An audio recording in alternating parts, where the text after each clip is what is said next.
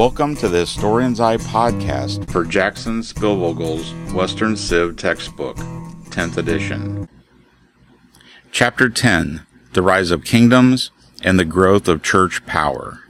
In the High Middle Ages, monarchs consolidated their power, using the profits of trade and taxes on commerce to employ mercenary soldiers and professional bureaucrats instead of relying upon nobles. When William, Duke of Normandy, conquered England in 1066, he created a centralized monarchy. Henry II, who died in 1189, established a system of royal courts and laws common to the entire kingdom. But Henry's youngest son, John, who died in 1216, was forced to accept the Magna Carta in 1215, which established the principle that the king was also bound by the laws. Edward I, who died in 1307, advanced representative government in the institution of Parliament when he summoned representatives from the cities and the non-titled knightly class to meet with higher nobility, which eventually evolved into the House of Lords and the House of Commons.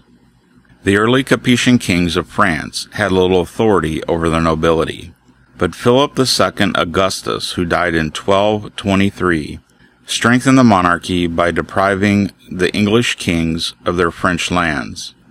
By the reign of Philip IV, or the Fair, who died in 1314, a royal bureaucracy was firmly in place. In 1302, Philip summoned representatives of the nobility, clergy, and the cities, thus instituting the Estates General, but that body never gained the power of England's Parliament. In the 11th century, several small Christian kingdoms in northern Spain began to wage war against the Muslims, a struggle that continued through 1492 when the Moors were expelled. The German monarchs, preoccupied with controlling northern Italy, lessened their authority in Germany. Centralized royal power never materialized in Germany. Unified monarchies appeared in Scandinavia, and in Eastern Europe, German Teutonic Knights battled Slavs. Further east, the Mongols conquered Russia. The church remained powerful, but its spirituality was compromised by its secular involvements. From the Abbey of Cluny, a reform movement transformed the monastic life and the papacy as well. In the investiture controversy, wherein the German kings had been appointing church officials, Pope Gregory VII forced Henry IV to beg his forgiveness at Canosia in 1077, an event which symbolized of the Pope's authority over the king. The church's power reached its apex under Pope Innocent III, who reigned from 1198 to 1216, who excommunicated kings and authorized crusades. The High Middle Ages was an era of religious enthusiasm. Several new non-cloistered religious orders such as the Franciscans, the Dominicans, and the Beguines worked in the secular world. Monasteries provided many social services, including providing food and clothing for the poor, and hospitals for the elderly or terminally ill. Among the saints, Mary, the mother of Jesus, was particularly popular.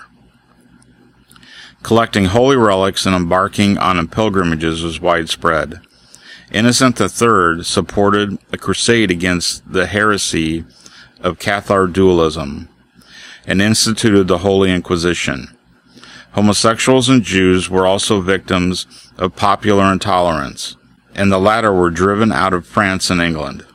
The Crusades exemplified the power of the papacy and popular religious enthusiasm. The Muslim Seljuk Turks defeated the Byzantine army at the Battle of Mazikert in 1071, and in 1095 Pope Urban II urged a holy war against Islam. Reflecting the popular religious enthusiasm of the area, a peasants' crusade was first off the mark, but with a disastrous outcome. The motives of the crusaders were mixed. They captured Jerusalem in 1099 and established several small crusader states in the region. The Turks struck back, leading the later crusades. The Fourth Crusade, at the urging of the Venetians, who were providing transportation, sacked Constantinople. The Byzantine Empire never fully recovered. Other crusades followed, but in 1291, The last Western outpost at Acre fell to Islam.